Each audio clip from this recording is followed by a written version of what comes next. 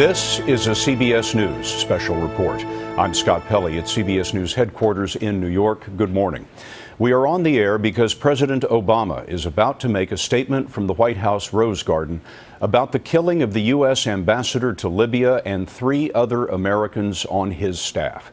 To bring you up to date, Ambassador Chris Stevens and the others were killed yesterday in an attack on the U.S. consulate in Benghazi, Libya. The attackers were Muslim protesters apparently angry about an internet film produced in the United States that ridicules the Prophet Muhammad.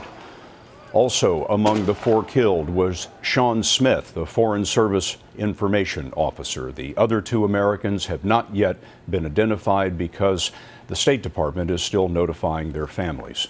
CBS News national security correspondent David Martin has been looking into all of this at the Pentagon. David? Scott, good morning. U.S. officials do not believe these killings were the work of that mob that was demonstrating at the U.S. consulate. U.S. officials believe that within that mob there were heavily armed militants who were, if you will, using the demonstration as a cover to get into that consulate and then take as much revenge as they could on Americans. Now, whether they were seeking revenge for this anti-Muslim video or whether they were simply trying to kill Americans on the anniversary of 9/11 is still unclear.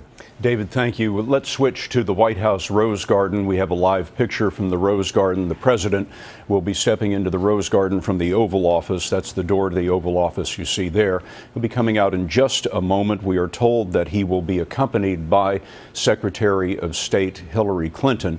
Our White House, and here comes the president and the Secretary of State, and now the comments of the President of the United States. Good morning. Every day, all across the world, American diplomats and civilians work tirelessly to advance the interests and values of our nation.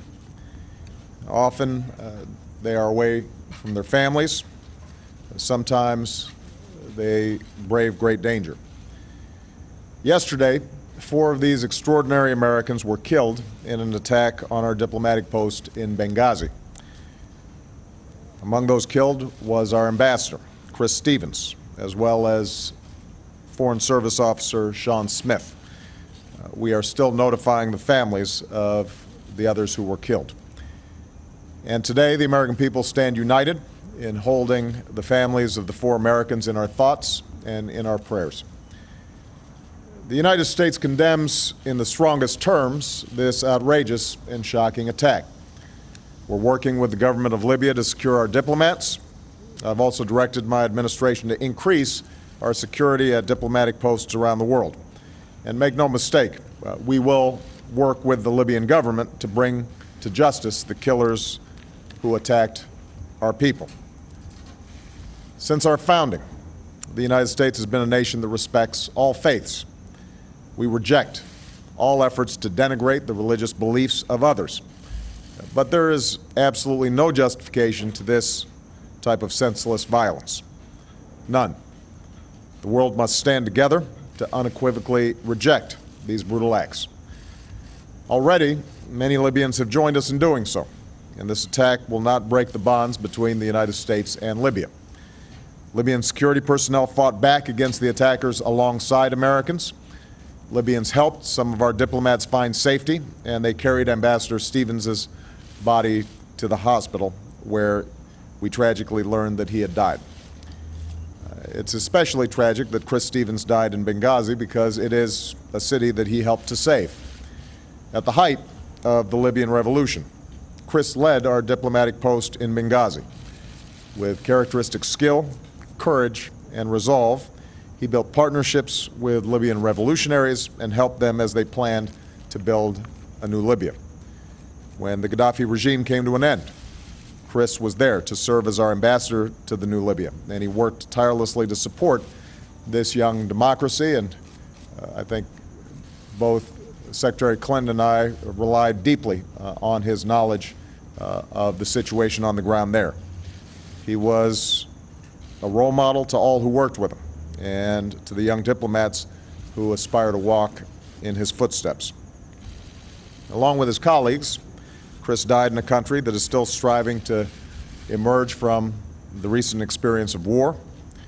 Today, the loss of these 4 Americans is fresh, but our memories of them linger on. I have no doubt that their legacy will live on through the work that they did far from our shores and in the hearts of those who love them back home. Of course, yesterday was already a painful day for our nation as we marked the solemn memory of the 9/11 attacks. We mourned with the families who were lost on that day. I visited the graves of troops who made the ultimate sacrifice in Iraq and Afghanistan at the hallowed grounds of Arlington Cemetery and had the opportunity to say thank you and visit some of our wounded warriors at Walter Reed. And then last night, we learned the news of this attack in Benghazi. As Americans, let us never, ever forget that our freedom is only sustained because there are people who are willing to fight for it, to stand up for it, and in some cases, lay down their lives for it. Our country is only as strong as the character of our people and the service of those, both civilian and military, who represent us around the globe. No acts of terror will ever shake the resolve of this great nation, alter that character, or eclipse the light of the values that we stand for. Today we mourn for more Americans who represent the very best of the United States of America. We will not waver in our commitment to see that justice is done for this terrible act, and make no mistake, justice will be done. But we also know that the lives these Americans led stand in stark contrast to those of their attackers. These 4 Americans stood up for freedom and human dignity. They should give every American great pride in the country that they served, and the hope that our flag represents to people around the globe who also yearn to live in freedom and with dignity. We grieve with their families, but let us carry on their memory, and let us continue their work of seeking a stronger America and a better world for all of our children. Thank you. May God bless the memory of those we lost, and may God bless the United States of America. Mr. President, was this an act of war? The president live in the Rose Garden, declining to take questions from reporters there. Let us show you a little bit of the footage of the U.S. consulate in Benghazi, clearly set fire by people who were in the mob.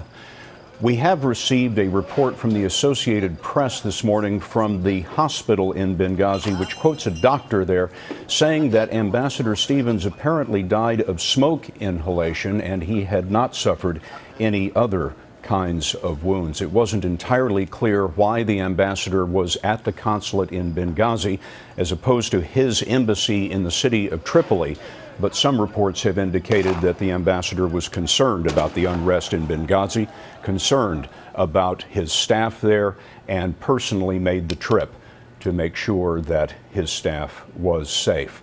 Secretary of State Clinton made her own remarks a little bit earlier this morning, a few blocks away at the State Department. Here's a little bit of what the Secretary had to say. Let me be clear. There is no justification for this. None. Violence like this is no way to honor religion or faith. And as long as there are those who would take innocent life in the name of God, the world will never know a true and lasting peace. The State Department told us today that Ambassador Chris Stevens was the 6th U.S. ambassador killed in the line of duty in the history of our country. The last was U.S. Ambassador to Afghanistan Adolph Dubs, and that was back in 1979. We will be following this story throughout the day. We'll be back on the air with any major developments, and of course, we will have a complete wrap-up on the story right here on the CBS Evening News.